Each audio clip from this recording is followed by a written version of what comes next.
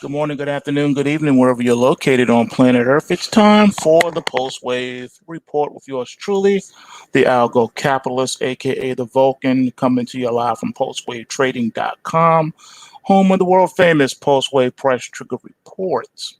Hopefully, everyone had a wonderful weekend, and hopefully, you enjoyed yourself and relaxed, and that you took advantage of Bitcoin Week last week. Bitcoin Week was a amazing success, and we may think about doing it again at some point. You never know. This morning is kind of quiet, in the markets. Not a lot going on. The Bitcoin did break 61,000 before pulling back to 57,000, just like I told you. I told you you're at that resistance zone, man. And hit 60 and said, okay, it's time to pull back. So very, very heavy pullback. And that's to be expected. But coming into today, the other markets are pretty mute, pretty quiet this morning. No one's really kicking up a lot of dust. Not a lot's going on. And there's good reason for that. One of the main reasons is because it's Monday, and Mondays typically, notice how I said typically, not always, but just typically, are quiet. It's usually just not a lot going on in the morning. People returning to work and returning to the markets. Everyone's getting caught up and acclimated to what happened over the weekend, if anything, and just trying to catch the bearing. So I don't really anticipate a lot of fireworks for that reason, and rightfully so.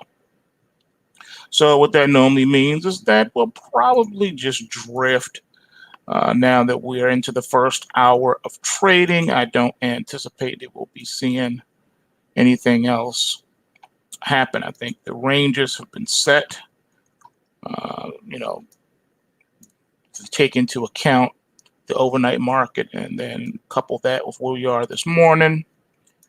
It's going to be a pretty humdrum day, more than likely. Don't see a lot of people rushing to the exits, and don't really see a lot of people piling on either. Things are just probably done for the day. We'll just drift in these ranges. That's normally how a boring Monday will go. And that's just the thing with Mondays. Mondays are really, pot luck. You never really know what you're going to get. You don't know what you're going to get. You have no idea what to really expect, because literally anything could happen. And most of the time, literally anything does happen. So you just have to be prepared for whatever goes down. And that's pretty much it. That's pretty much the gist of it. All right, so last week was a very busy week for me. My oldest daughter had a birthday, so we were out of town celebrating that, and just having some time away for a little bit. Had to get refreshed. You got to do that sometime if you want to stay fresh. You got to be able to push back from the computer. It's just one of those things. You've been doing this as long as I have. You realize what works and what you need to do and how you stay fresh. Now, with that being said, I have practically been living, eating, and sleeping in the lab. We're going to be rolling out a new crypto, DOT or DOT. Going to be rolling that out. It's probably going to take a couple of weeks before you see it auto-populate on the reports. All right. Just have to have enough data to make it work. I've already built out the database for it. Now I'm just collecting data. Once all that data is completed, being collected, then you will see. You'll see what happens. You'll see the difference there, and it'll be pretty neat. So hopefully it'll happen sooner rather than later. So as I am doing that,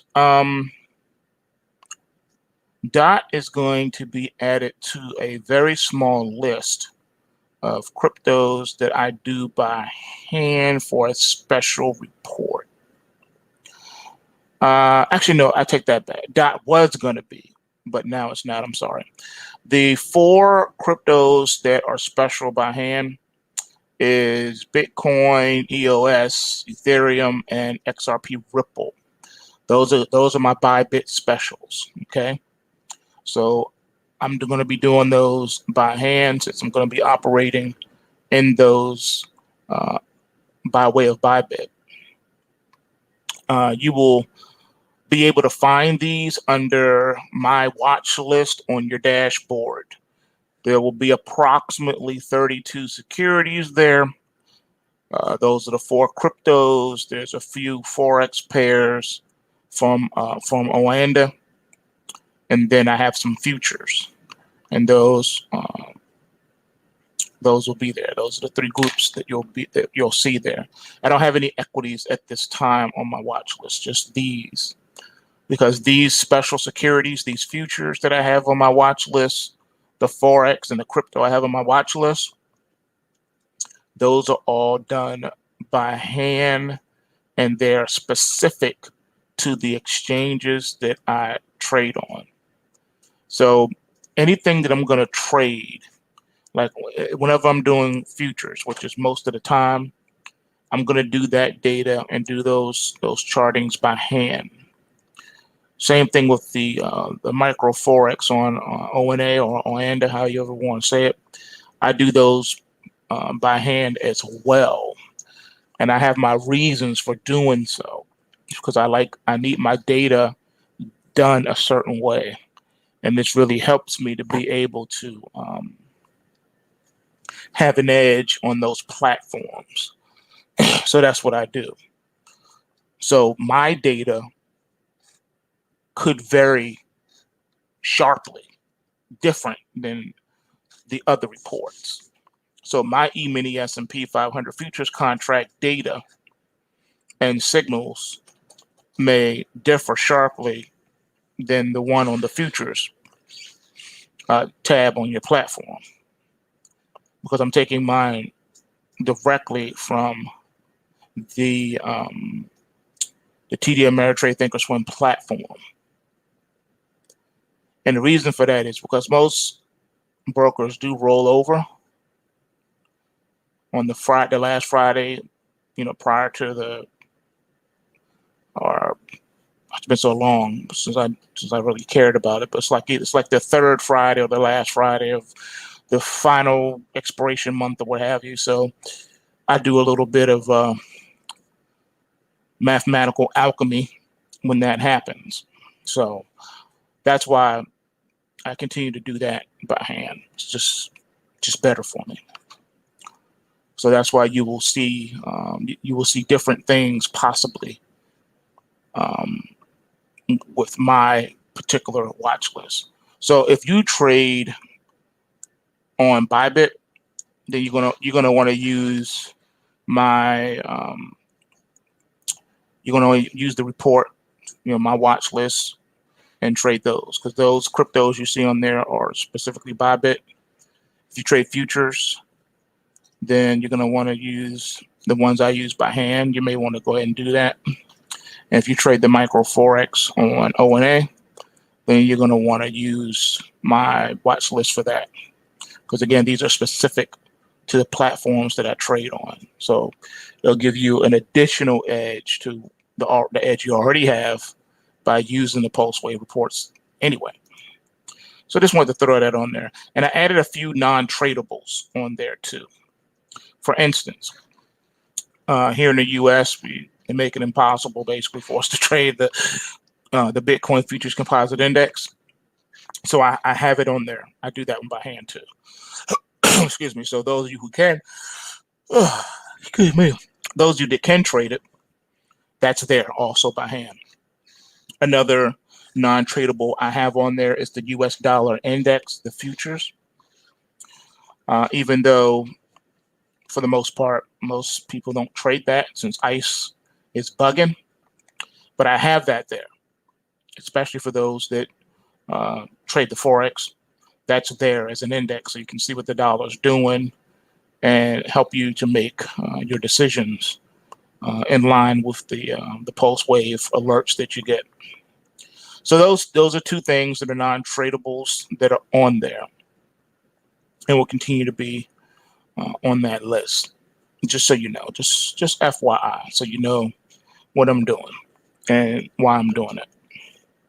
So those will be on there, or at least they should be on there. If you don't see them, just let me know.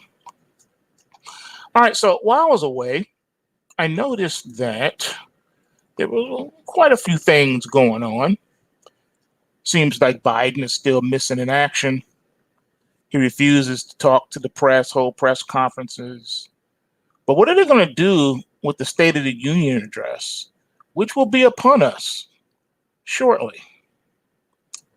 How are they going to deal with that? Not to mention the first 100 days in office, you know, you talk.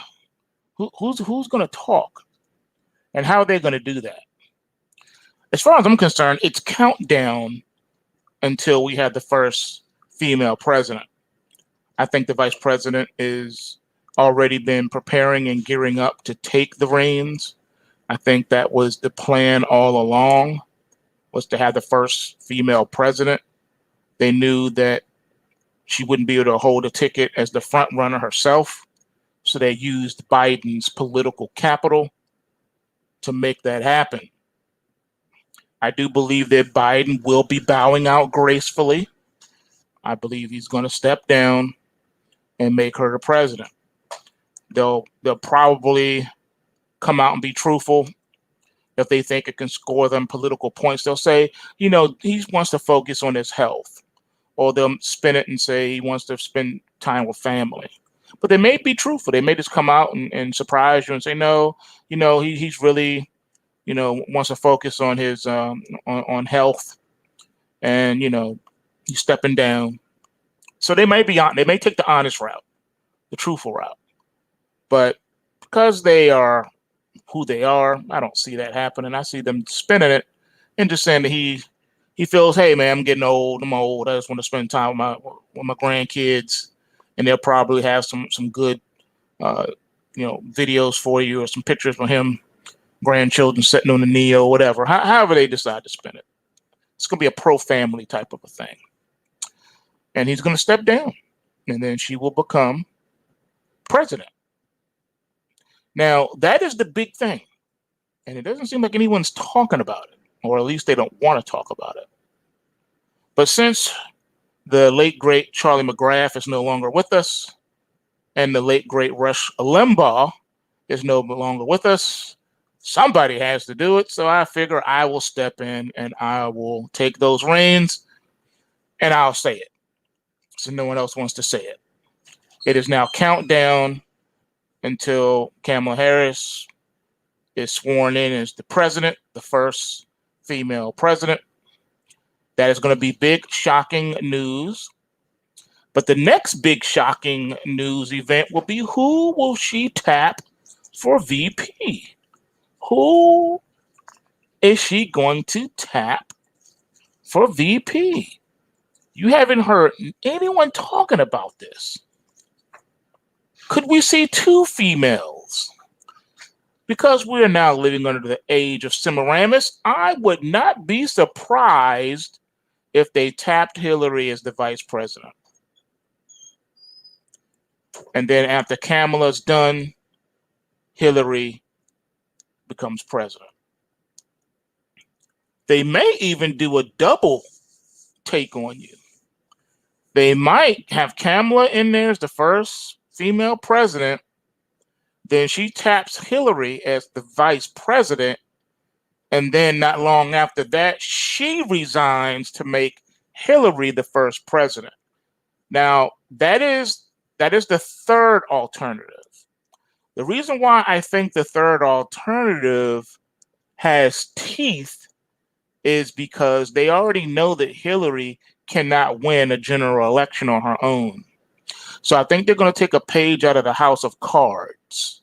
Remember, the whole theme there was that they were able to get into the presidency without running for office. So I believe that they will probably get Hillary up in there by proxy because they know that an election's not going to do it. So you got to have the domino effect. Biden steps down, makes Kamala the president. After a while, Kamala steps down, makes Hillary the president. So this was really a long train just to get Hillary in office. Don't be surprised, ladies and gentlemen, if this happens. It could happen.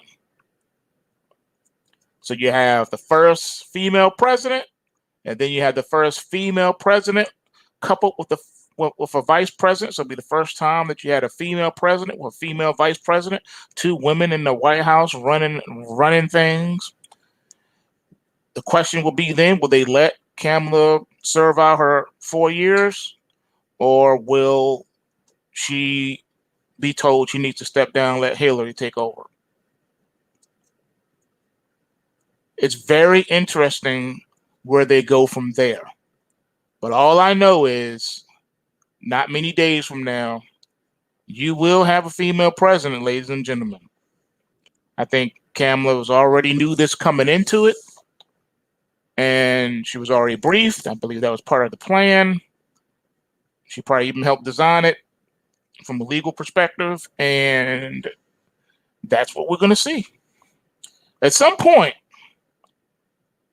I think Hillary is that wild card to get up in there. And I don't think vice president is going to be the last stop. I think that'll just be the first stop. They're just going to take a page out of the house of cards. They know they can't do everything too fast on you because then you'll peep game. So they drag it out a little bit. Drag it out. And that's what's going to happen. So once Kamala's in there, she may say, I don't want to run. I don't want a second term. I just want to do my one term. Right? And so what she ended up doing is stepping down so Hillary can take over. Because again, Hillary can't. They cannot expose. It's like this. They have two tripwires, landmines, grenades with the pin taken out, where they cannot step on this. The first thing they can't step on, the first landmine, is you can't let Biden give a press conference. Okay? And you can't let him give a State of the Union address. We already know that. The second landmine is you can't let Hillary run for office again. It can't happen. It can't happen. So you got to get her in there another way. And the only way to make her president, give her some time, because then she could, do some things. I think Harris will probably end up not finishing out that whole term. I think once it's official, they'll give it probably another 100 days. Since they like the 100 thing, they like the number 100 right now. Dealing with this 100-year cycle and all this other stuff. So they might let Kamala do 100 days so they can have it official in the history books. A president's first 100 days is the most important. So they'll let that happen just so it can be in the history books. So they can't debate that she really wasn't the president because she didn't serve for a full 100 days. So they'll let that happen. So I think it'll be Hillary to finish out the remaining of the 4 years. And then that way, if they want her to run again, she'll have the political clout and capital to be reelected. Because she'll say, look what I've done for you as your president. I told you I'd be a good president. And people will go ahead and vote. So, yeah. That seems to be the trajectory that we are moving toward right now. Very interesting times, to say the least. But since we are now in an age of censorship, and you can't speak truth, really the censorship is not about censoring people as much as it's about censoring truth. So you can't speak any type of truth. You can only speak nonsense. But here's a fact that they will probably not want to talk about, and that is the fact that no matter how many stimulus packages you do, you still won't cut poverty. As a matter of fact, all you're going to do is accelerate it. Why do you say that? Well, think about it. The United States Senate narrowly voted in favor of the American Rescue Package in the first place in the past weekend.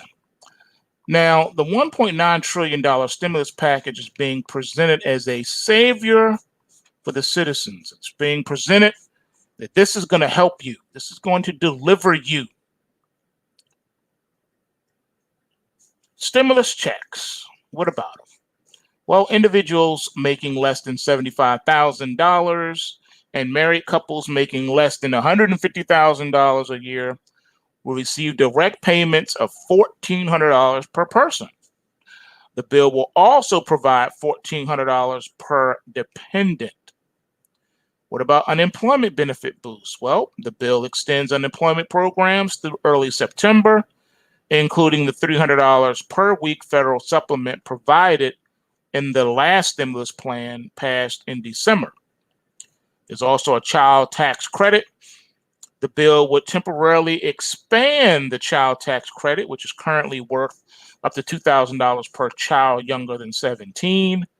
Under the legislation, the tax credit would be as much as $3,600 for children up to age 5 and as much as $3,000 for children between the ages of 6 and 17. It would also provide $350 billion for states, local governments, territories, and tribal governments, and it contains $130 billion for schools. It also includes funding for colleges and universities, transit agencies, housing aid, child care providers, and food assistance. Now, the bill contains funding to help businesses as well, including restaurants and live venues, and it includes a bailout for multi-employer pension plans that are financially troubled. All right, so this is interesting that they mentioned the pension plans. Remember, no one wanted to talk about pension plan Armageddon in the United States prior to COVID. No one wanted to talk about it. But now they slipped this in here into this bailout bill. Very interesting how they did that. And of course, the vaccine. Did you really think you was going to get by the vaccine? Tisk, tisk, tisk. The legislation includes $160 billion for vaccine and testing programs to help stop the virus's spread and ultimately end the pandemic.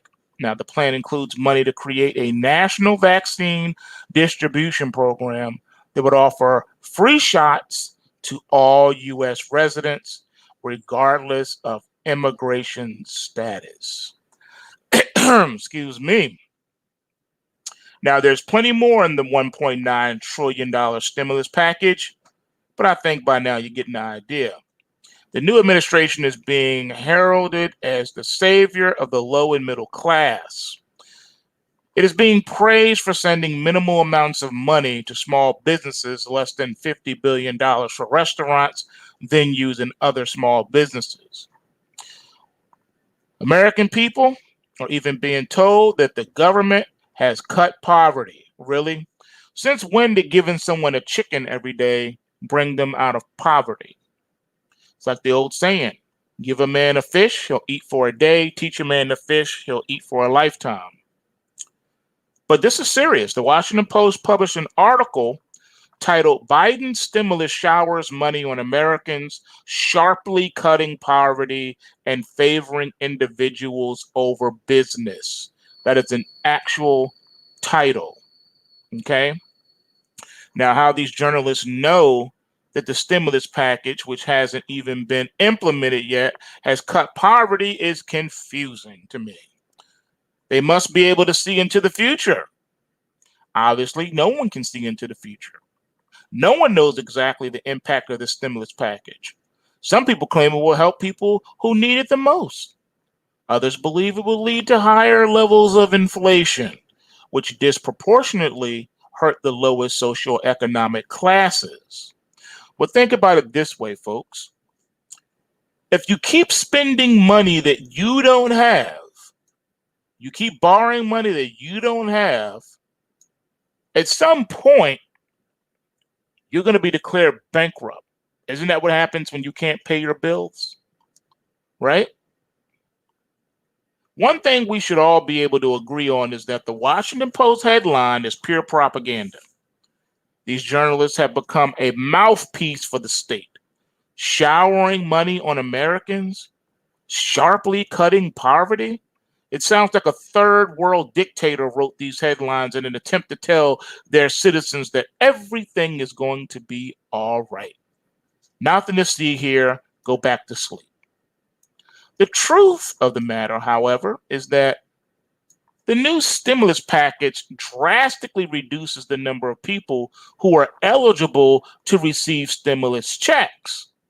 The cap used to be anyone who made up to $100,000, but that has been cut by 20% down to $80,000. The unemployment insurance boost was originally $600, but it got cut down to $300. And the extension at the end of 2020. Now, the Biden administration proposed a $400 per week extension, but that was cut by 25% in the last few hours leading up to the Senate vote. So if one hyperbolic headline includes showering money and cutting poverty, the other extreme could read Biden stimulus withholds money from those in need to bail out failing local governments and states. Sounds a little bit more realistic, doesn't it? Think about it. The stimulus package includes $360 billion in relief for state, local, and territorial governments. That is almost 20% of the entire allocation of capital in this measure. While $360 billion may sound small in today's terms when we speak of trillion, the total cost of the stimulus checks will be about $245 billion if we gave a $1,400 stimulus check to each of the 175 million people who make less than $75,000 a year. And if you add in $300 for unemployment insurance per week for the 10 million Americans who are out of work, and you could fund the $3 billion of unemployment insurance for almost 10 months before you had even given more money to the people rather than the local and state governments. So for those keeping track, the government gave more money to bail out poorly run local and state governments that shut down their economies than they gave the actual citizens that everyone is claiming they are helping. Sounds a lot like they are showering money on the government rather than the people. And speaking of the government, don't forget that during the lockdowns, state and federal employees still continue to receive paychecks, even though they were not working. Let's not forget that. Let's not forget that. Now, on the topic of cutting poverty, all right, you thought I was going to let that slide, didn't you? No. There's no denying that the personal savings rate and the income rate have exploded during the pandemic. But in hindsight, we made everyone sit at home and then handed them money.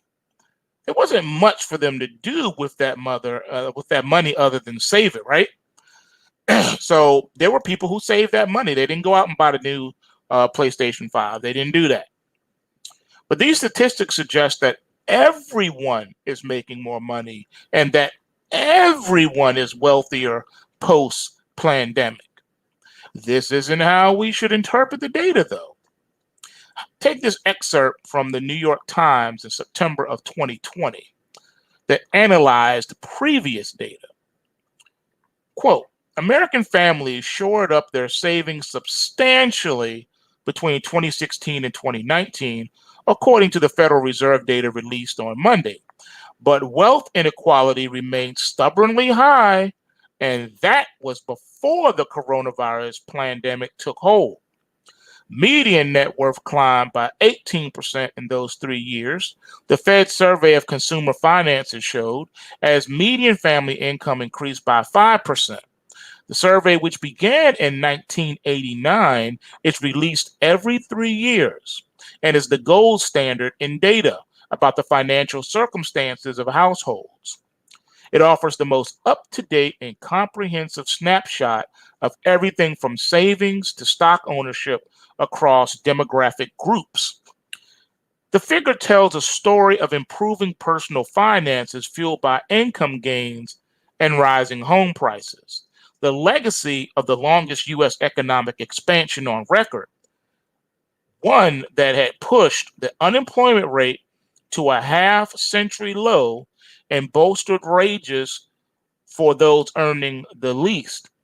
Yet many Americans had less in savings than they did before the last recession a decade ago, and yawning gaps persisted. The share of wealth owned by the top 1% of households was still near a 3-decade high. Nearly all of the data in the 2019 survey were collected before the onset of the coronavirus. Economists worry that progress for disadvantaged workers has probably reversed in recent months as the pandemic-related shutdowns threw millions of people out of work. The crisis has especially caused minority and less educated employees who are more likely to work in high interaction jobs at restaurants, hotels, and entertainment venues. Inequality appears to be poised to widen as lower earners fare the worst. Employment remains sharply depressed compared with before the pandemic, leaving many households in a more precarious position. Stock market indexes have rebounded, which should help to support households' wealth, but the benefits will mostly accrue to the rich. Only about half of Americans hold stocks, the survey showed, end quote.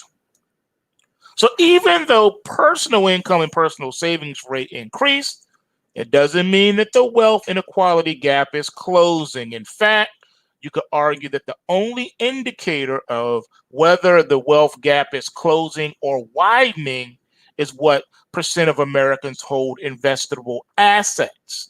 And no, ladies and gentlemen, your house is not an asset if you are still cutting a monthly check to the bank. All right?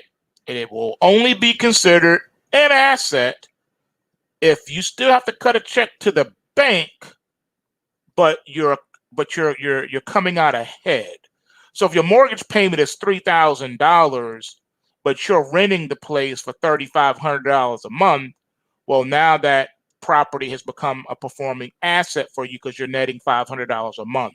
So even though you still got to cut that $3,000 check to the bank, it's not your money. You're playing with the house's money at that point because you're netting $500 a month. So that's the only time that you get to say your house is an asset, as if it's making you money. The definition for asset talks about the increase of one's principal.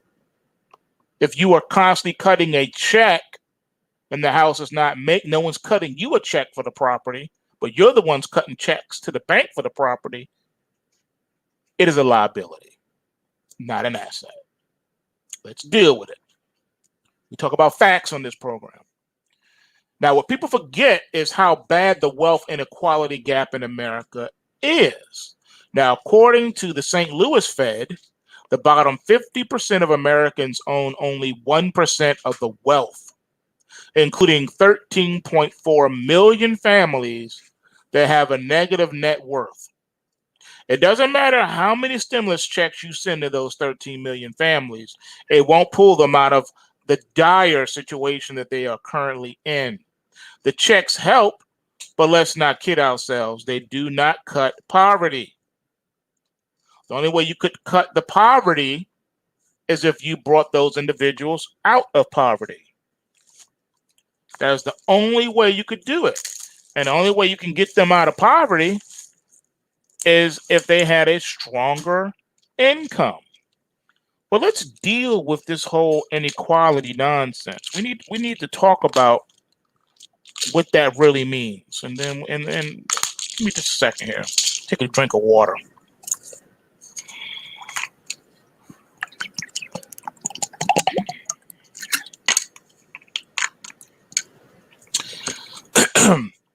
The term inequality has been this buzzword lately. Everyone's talking about inequality, inequality, inequality, inequality. But yet no one is dealing with reality. So let's go a little bit deeper. When we say inequality, first of all, there's inequality in reality. There's inequality in every area of the human experience. Too numerous to name, but we'll just go over a few. What about the inequality of height? Some people are taller than others. So there's a reality of inequality of height. Unfortunately, if you were born only 3 feet tall, you will never be able to play in the NBA. You will never be able to dunk a basketball. There will be things that you will never be able to do no matter how hard you try. Because reality is dictating what you can and cannot do.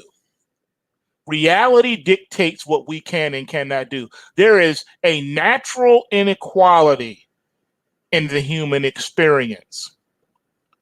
I've heard it put this way, that some human beings win the lottery of life, is what they call it. So if you were born in a prosperous superpower country, then you've already won the lottery of life. If you were born in the United States of America versus being born in a third world country, you already have won the lottery of life. You were born in a place where you have opportunity to overcome your circumstances. So right there is inequality at birth. And that is something that you will never be able to change. The inequality of life. There's a thing which we all must deal with, and it's called reality. There is inequality in life, and it has nothing to do with white supremacy. Some people are born in third world countries. It's not their fault. It's not your fault where you're born. It's not your fault in the conditions in which you find yourself at birth. Some children are born and abandoned, dropped off at fire stations and hospitals, and some, unfortunately, are left in bathrooms and dumped in the trash, or left out in the woods or the desert or the jungle to die. You cannot control that. That was the circumstance you were born in. Some children are born into wealthy families that love them. Some children are born into wealthy families that ignore them. Again, there is an inequality in reality. We cannot fix that. Trying to fix reality is a fool's errand, and it is impossible. You will never be able to make it right. How are you going to make it right for the guy who was born in a third world country? How are you going to make it right? How are you going to bring equality? You can't bring equality. Reality fights against you. It is impossible. It is impossible. You cannot manufacture equality. So what are you going to do? Make it so that every person that's born is born into a wealthy family in a superpower country, in a wealthy country? No. You can pass all the stimulus bills you want. You will never be able to right that wrong. What about people who are born with congenital anomalies? What about children who are born missing eyes or missing limbs? How about that? Equality doesn't exist in nature. Come on, people. How are you going to fix that? Some people are born blind. Some people are born deaf. Some people are born deaf and blind. Some people are born without arms. Some people are born without legs. Some people are born without arms or legs. Some children are born with their heart literally on the outside of their body. Some children are born with no head, or born with part of the brain missing, or no brain at all. Some children are born with flat heads. How are you going to fix that? Some children are born addicted to crack, addicted to cocaine, heroin, or whatever drug you want to fill in the blank because the mother was a drug addict. How are you going to fix that? How are you going to bring equality to that? Are you going to make it so that every baby who was a crack baby is born not a crack baby? How you intend to fix that? You're trying to make something unrealistic a reality, and you can't do it. No one wants to admit that there is inequality in existence in reality. Equality does not exist within reality. Deal with it.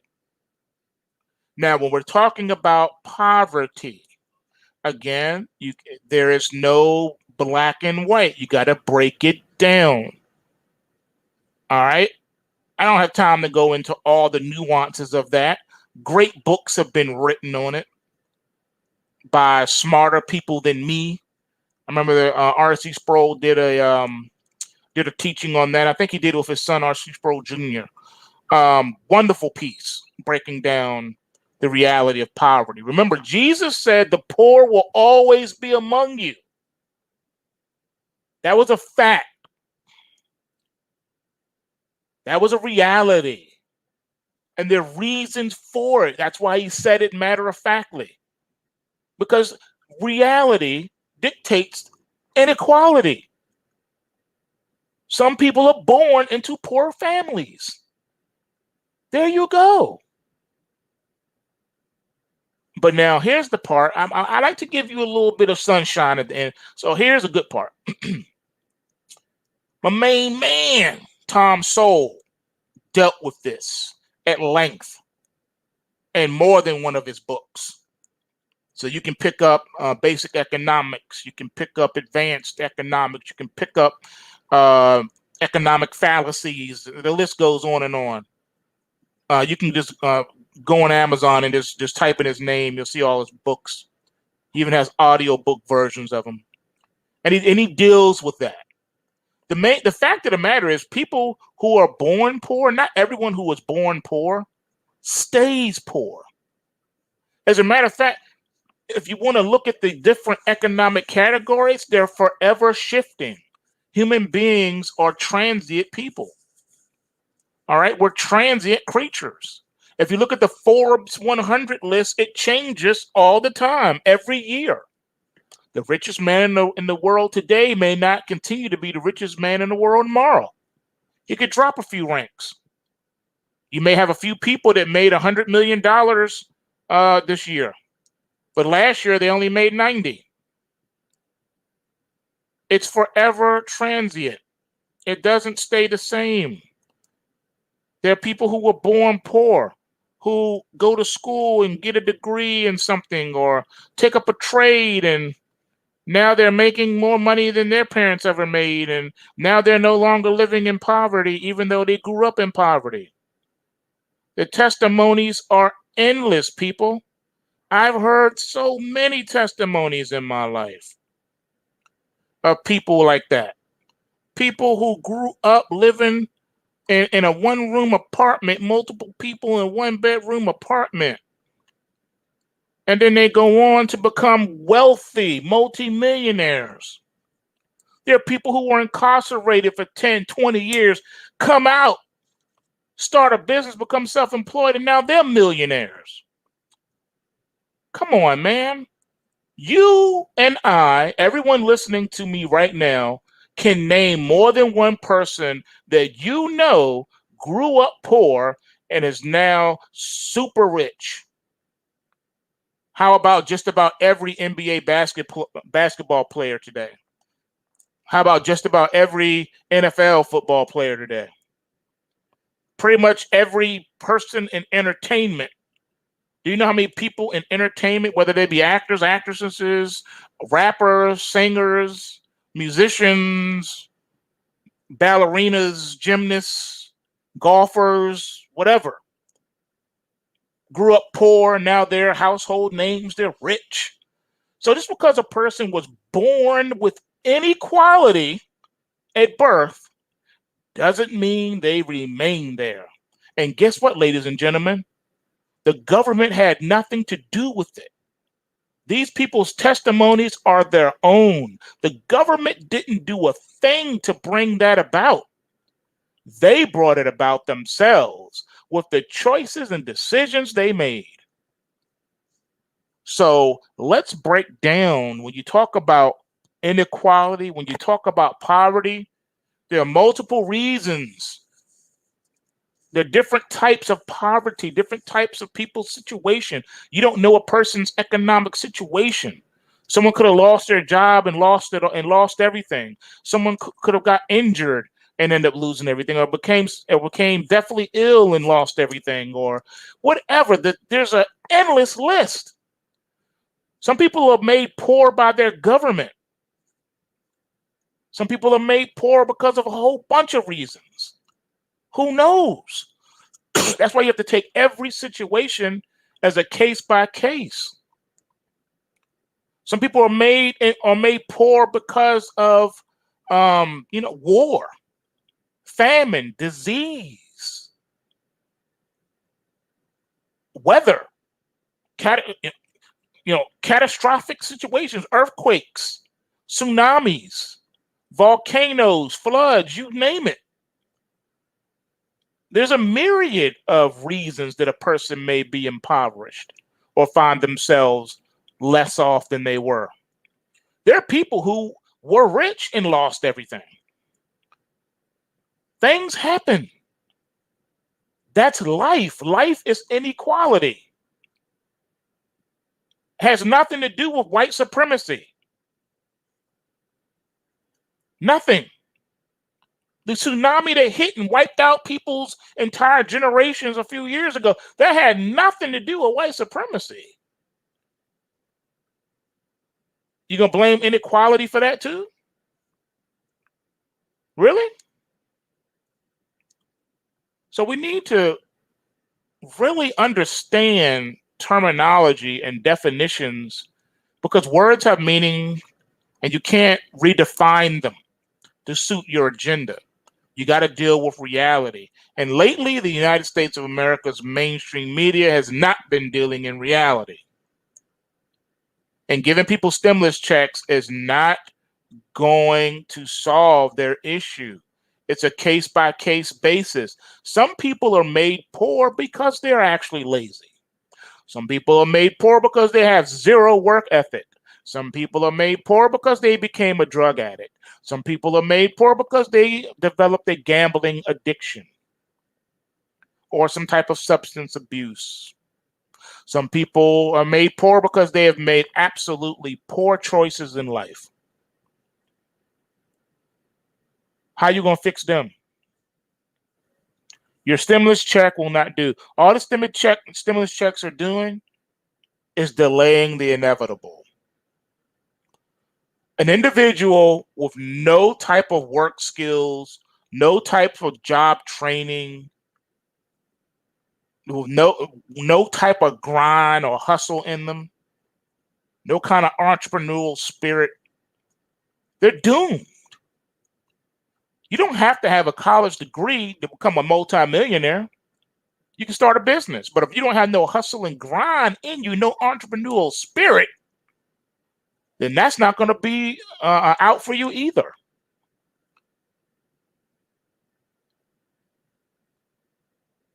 You can't fix people.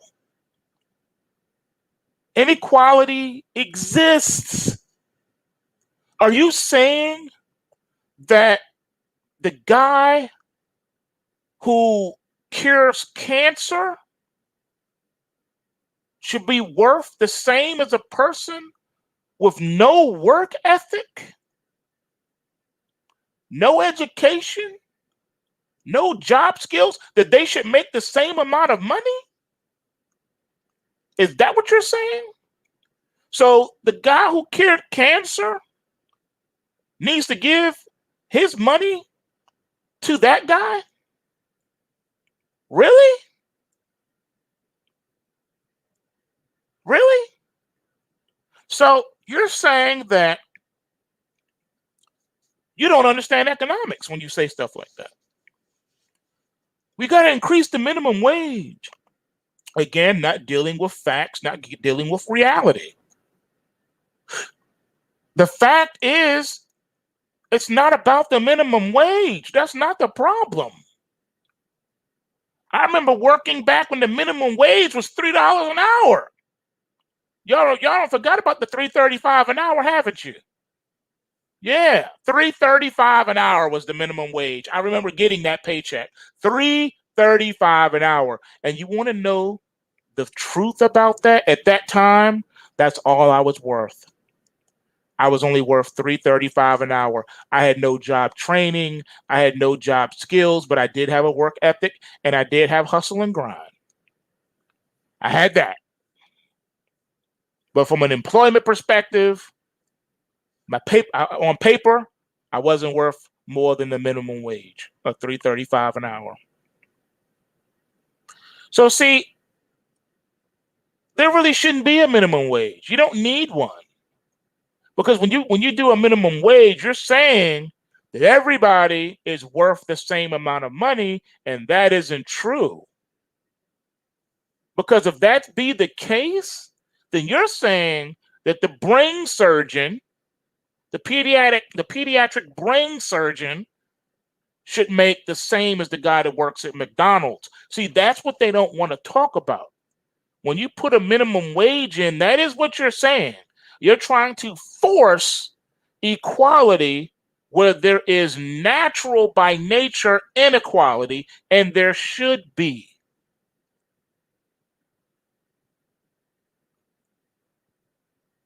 Should the Yugo be worth and cost the same amount of price as a Tesla or a Ferrari?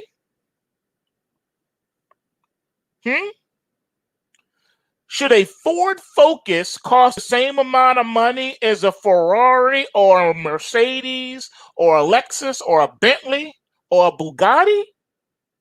Because if you go down this road, it's not going to ever end. You're saying everything has to be equal when it's not equal. Let's talk, people. Let's talk. Inequality exists for a reason, because it should be. Everything is not equal. Everyone is not equal. So the poor trader who doesn't know beans about the market should be made to be consistently profitable as the one who has been in this trenches forever? Really? So you're going to make it so that the person with no experience, every trade they do is going to be a winner automatically, because we got to be equal, because all these other traders over here who have been in the market for 20, 30, 40, 50 years and have finally become consistently profitable, it's not fair that they put in 40 and 50 years worth of hard work. It's not fair that they make more than the rookie who just bought GameStop and thinks that they're a genius. You bought GameStop at $20 and took profit at 500. Now you think you're a guru writing books and going on Oprah. So you're saying that the equality must be there. When you say stuff like that, it should scare people to death when they hear that kind of talk. Because what does that mean for you? It means that you are going to be artificially held down and held back. You, sir, you, ma'am, are not allowed to prosper.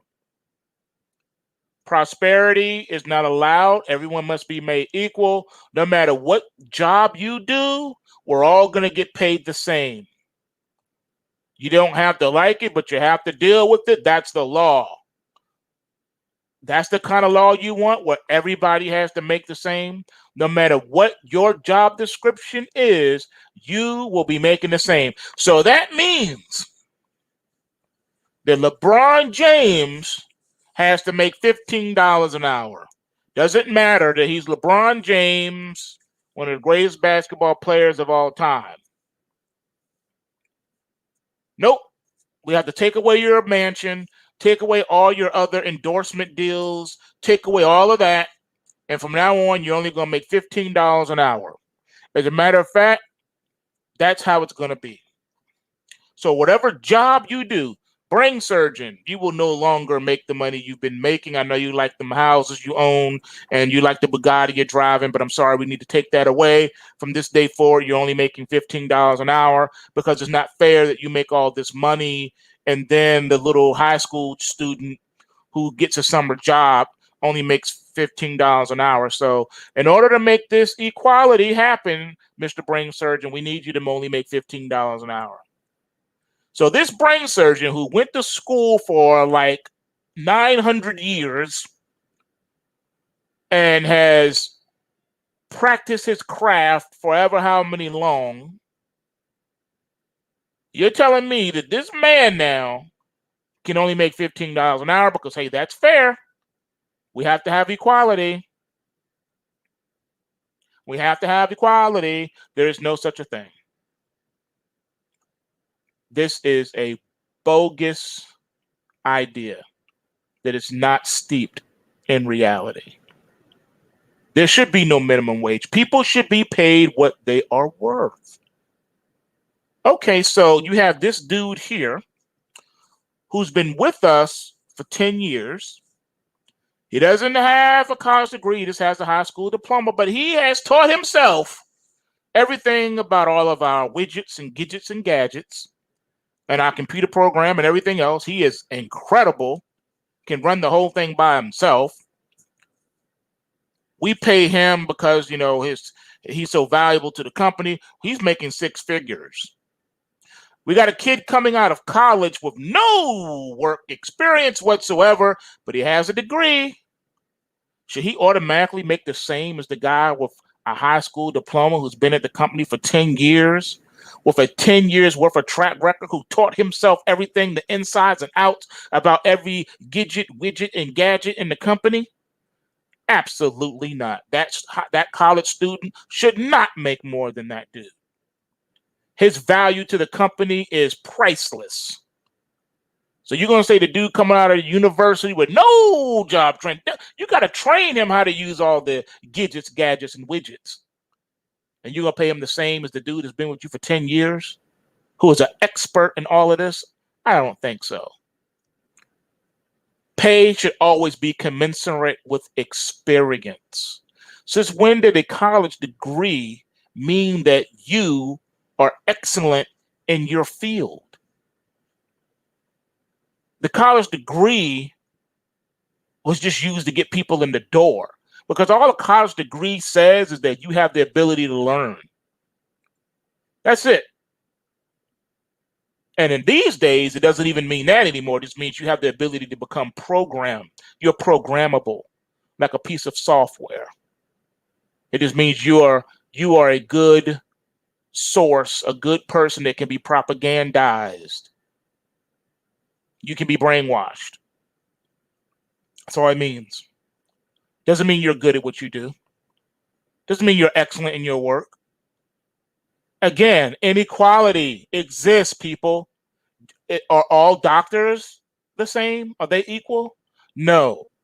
I'm sure everyone under the sound of my voice has a horror story where you've dealt with a jacked up doctor and had to go find a new one. How about auto mechanic? Are all auto mechanics created equal? No. How about chefs? Are all chefs created equal? No.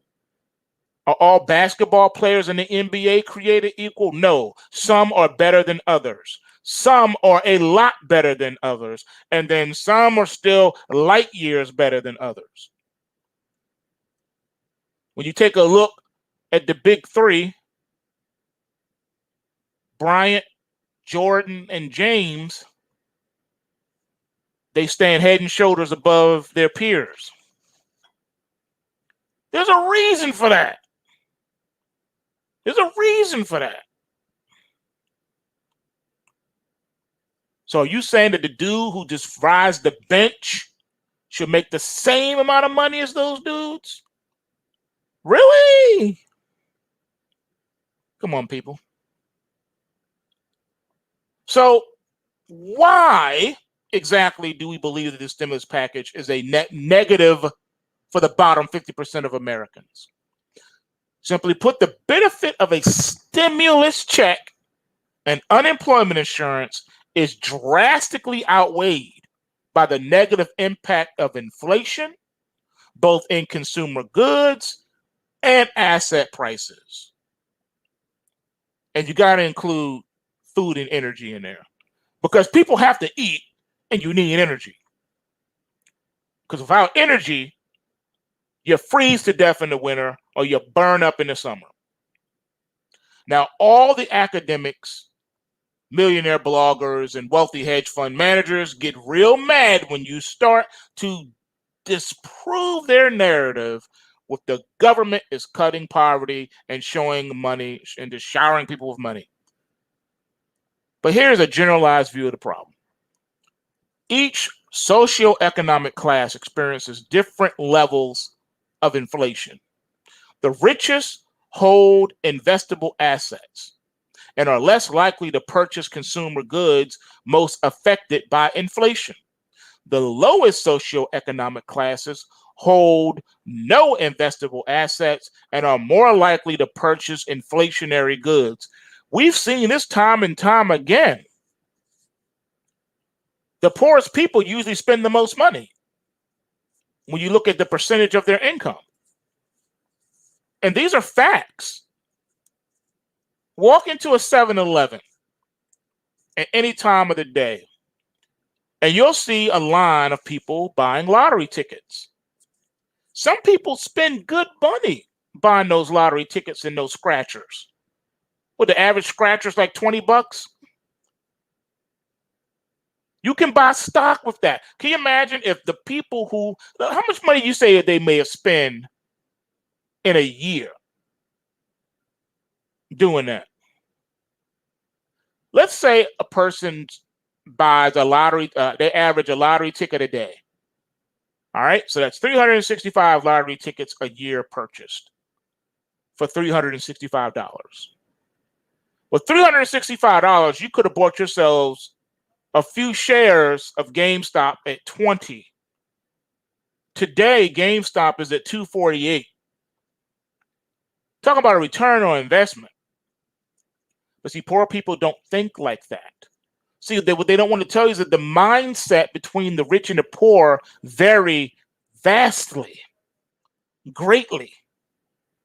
There's an old saying that if you give money to a poor person, they'll be poor again soon. If you give money to a rich person, they will make that money grow and increase. And it's true. Have you ever looked at the documentary series of the lottery winners? And within 5 years, the majority of them, if not all, go broke. No matter how much money they win, they're broke. Because the first thing they think about is spending when they get money. They don't think about, I can now open up that business I always wanted to do but never had the money to do. They don't think about that. That's why if you take a rich man and take all his money away from him, because of what he knows, because of his grind, because of his hustle, it's only a matter of time before he gets back on top again. The poor man will always be poor. So you take two individuals. You got two guys who right now are economically poor. Both of them were born poor. They were both born poor. But one guy actually made it, and due to circumstances beyond his control, lost his fortune. So you got both of these dudes standing at the bus stop, right? Within a year, I guarantee you, the one with the poor mindset who has never gotten out of his poverty situation will still be poor in a year from now. But the other guy will be better off than the guy that he's standing next to. Why? Because they have two different mindsets. They got two different worldviews, two different mindsets. Now, I have to correct something here. All right. One of the greatest MCs of all time, he made an economic error. And it showed you the mindset that he had. Even though he was making money and wealthy at that point, he still had that mentality. He didn't understand some things. And he said that based on where he grew up, where he lived at, the only way to get out of his situation was if you sold crack rock or you had a wicked jump shot. That is not true. Both of those things are diametrically opposed to each other. And they don't hold true. All right. Actually, that was Biggie Smalls. So think about it. Okay, most kids in the inner cities can play basketball. Some can play really well, but the majority of them are not going to the NBA. Some of them in the hood sell drugs, but not all of them sell drugs. Those are not the only two ways out of the ghetto. One of the biggest ways out of the ghetto is through education, through reading a book. It is a fact that people who read books fare better in life than those who never read books. A person who reads books can get himself or herself into a college or university, get a degree that pays well, like some type of engineering degree or a medical degree or a law degree or a computer science degree, something like that, or even business economics, and come out and do better in life than those who never picked up a book and read it. The other course, you got the two kids coming out of the hood. This one kid, they both read books, but one went to university. The other one decided, no, I'm going to go work and take up a trade, or I'm going to learn a skill, and I'm going to become an entrepreneur. Both have now made it out of the hood before they even physically have made it out of the hood, because the mindset has changed. It's no longer short-sighted on their 5-block radius of where they live. The mind has now been expanded, because when you pick up a book and read it, it takes your mind outside of yourself, outside of your surroundings, outside of your jurisdiction, and takes you to endless possibilities.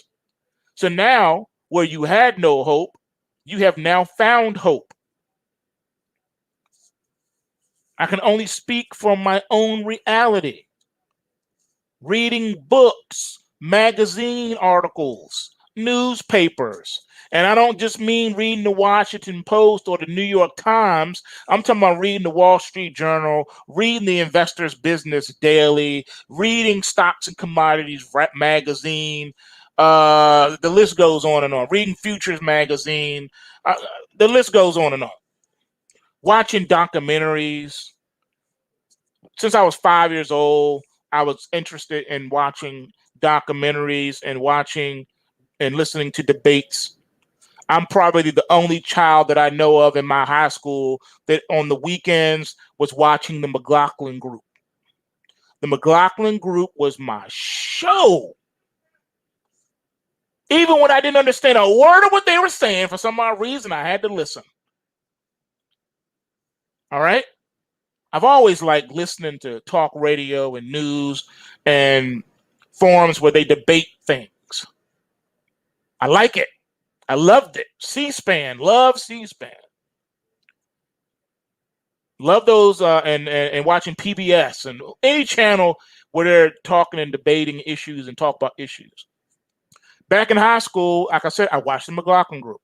I also used to wish to listen to talk radio where on the weekends they would talk about issues in the inner city. I listened to these little tiny inner city radio stations where they would have high school kids come on and talk about what's going on in their schools, what's going on in their communities, and how they have decided to take a different course. Now, keep in mind that this inner city radio program was dealing with kids in the worst hoods, period. All right, they were in the worst hoods in DC, the worst hoods in Maryland, and the worst hoods in Virginia. And they would come on this show and they would talk about what's going on in their high school and how they're preparing and want to go to college and they don't want to stay poor. They want to get out of the hood, and how they don't run with their peers. They don't do what their peers do. So they're considered square. They're different. Some of them even went to church with their families on the weekends. They just took a different path. And all of them, without exception, read books. They read things. I don't mean just reading People magazine and gossip tabloids. I'm talking about reading things of substance that challenge the mind, things that take your mind to another reality outside of yourself. See, that's the difference. It's a poor mentality that is holding people back. And when you have no hope and you feel hopeless, it's a lot easier said than done. That's why not everybody makes it out of the hood. And it's just a sad reality. It's inequality. Your surroundings play a big role also. Your environment plays a big role in your future. If you're in an unhealthy environment, the odds are already stacked against you also based on the conditions of your birth and who your family is. But some kids have it better than others because they may not have a mom and a dad. They could be in some group home, some orphanage or whatever. But then others, are in that situation. They have an aunt or uncle or grandma or somebody or some kind of mentor that took interest and said, let me take you under my wing. There are so many testimonies of young ladies who an older woman took her under her wing, took pity, and said, I see something in you. Let me take you up to another level. There are plenty of testimonies where young inner city boys found a grown man mentor who helped them and took their mind somewhere else. And to this day, they're like, thank you for my teacher that took interest in me. Thank you, my 5th grade math teacher, my high school English teacher, whoever that person was. Old man Smithers on the 7th floor in my building in my hood. Thanks, man. He was a World War I vet, and he traveled all over the world, and he encouraged me, and because of him, I did this. So I learned that. Remember on Netflix, the movie, I think it's called, that's not a movie, it's a show. It's called Gambit. Y'all ever watch Gambit? About the prodigy chess player. I think it took place, in the 40s or 50s, 1950s, whatever. Anyway, notice how she was in an orphanage, and it was the janitor at the orphanage that taught her the game of chess, which she fell in love with, and come to find out she was a prodigy. Long story short, her life changed because of that. She was born destitute and poor, but she did not end up that way. Knowledge took her out of that. In this scenario, it was the knowledge of the game of chess. Again, people, you can overcome your circumstances. You can overcome your birth. Now, we got to stay in reality. What I just said to you is a possibility for some people, but not all. See, that's the other thing, too. Here in the West is so blind to the rest of the world, not understanding the realities of the rest of the world. So they come up with these esoteric nonsense. The name it and claim it. And if you believe it and manifest it in your mind, it can manifest. Say that to the dude in the third world country. Let's see that nonsense work over there. See that? Because if it really did, then they would go there and they would do it. They would do it. If your esoteric foolishness, your new age nonsense of manifest destiny really worked, then that means you're the most evil person on the planet. You're more evil than Hitler. Hitler is Santa Claus compared to you. Because if your esoteric foolishness really worked, then you would be over there in every third world country training people to do it so they could come out of the third world country. But see, that foolishness doesn't work because reality dictates that it doesn't. That crap doesn't work on the dude who is eating dirt and sand, who is living outside in a desert or somewhere where it's cold and ice. That stuff only works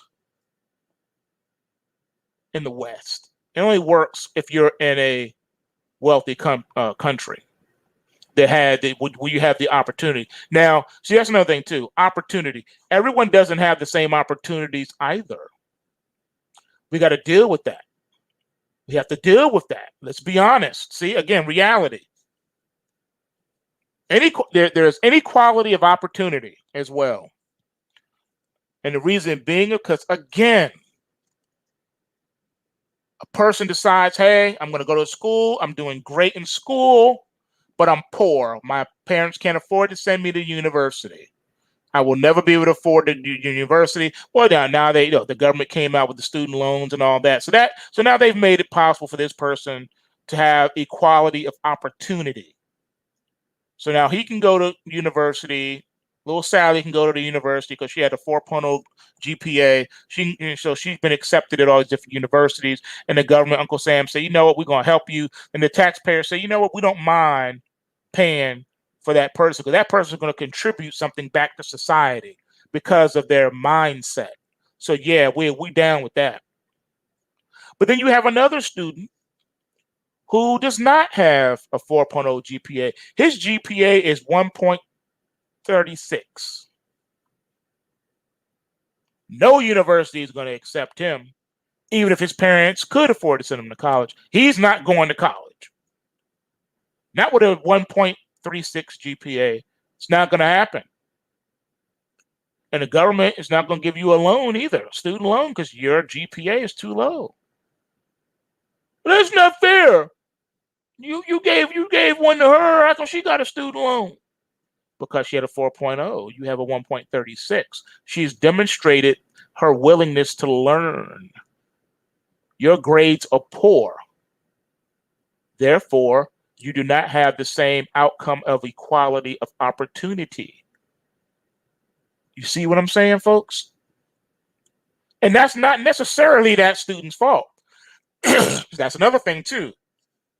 Not everybody has the same intellectual acumen.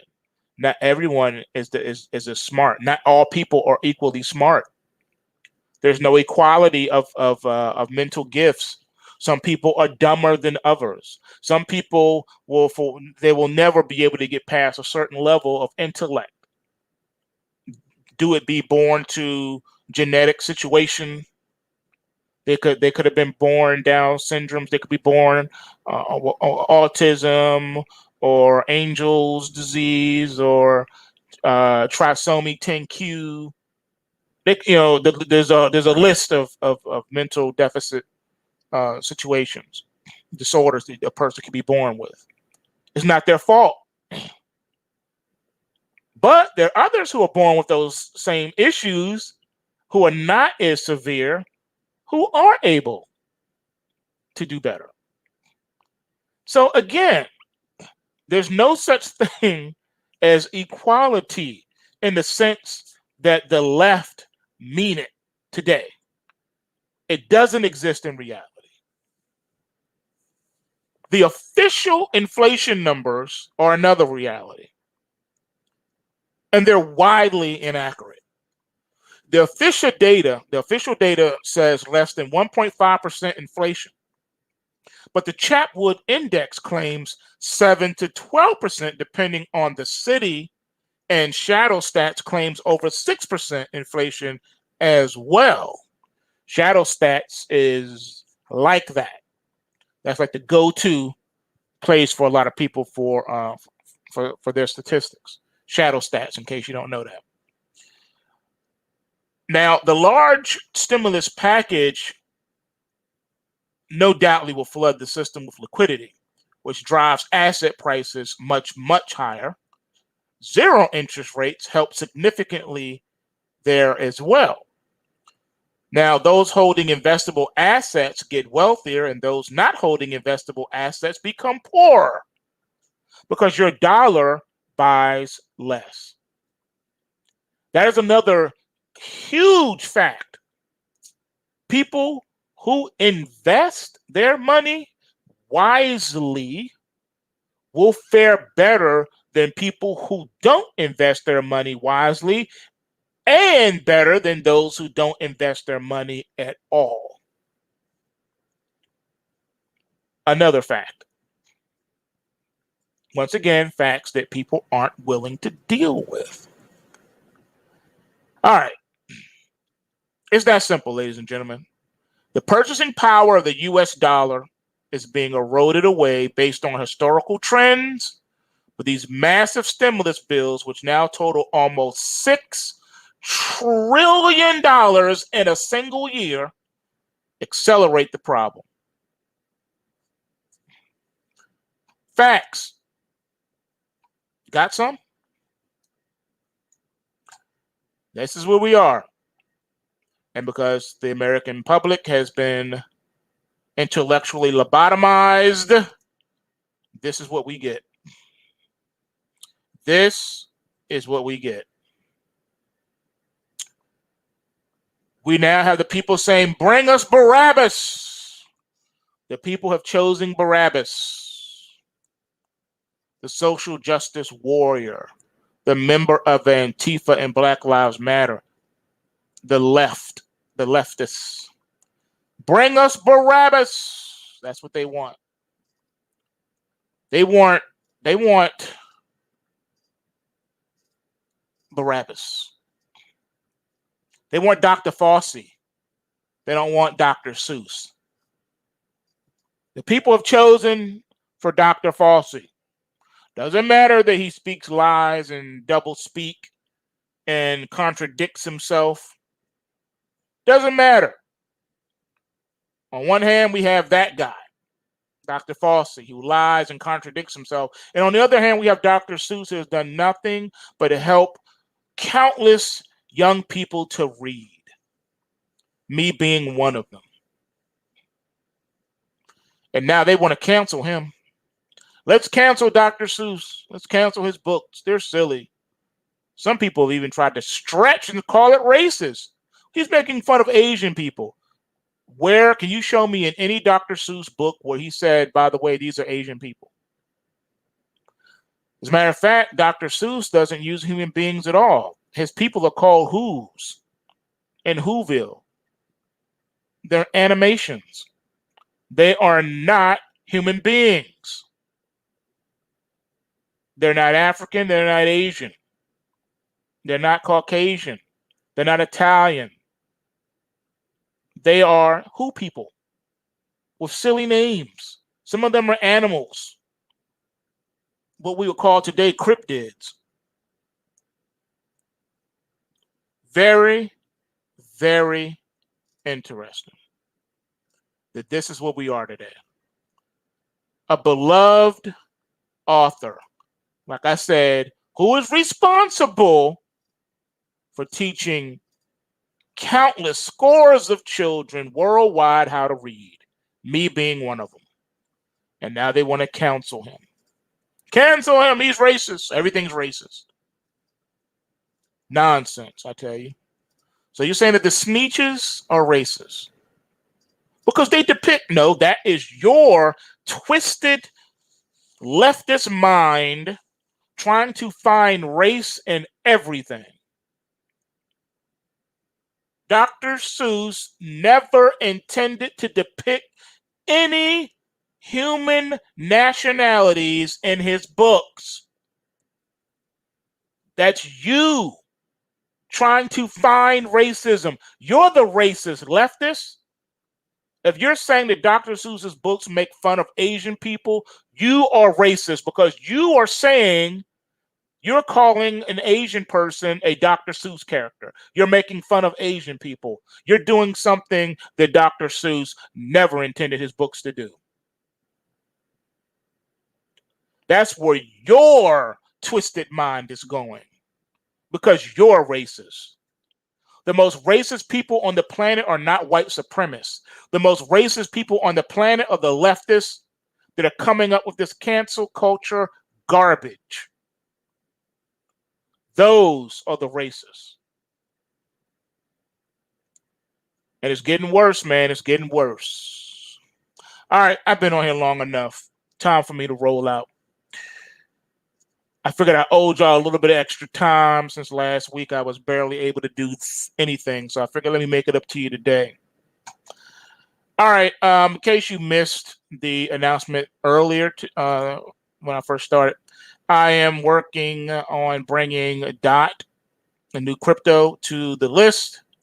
I'm working diligently to make that happen. Hopefully I can get it to auto-populate sooner rather than later.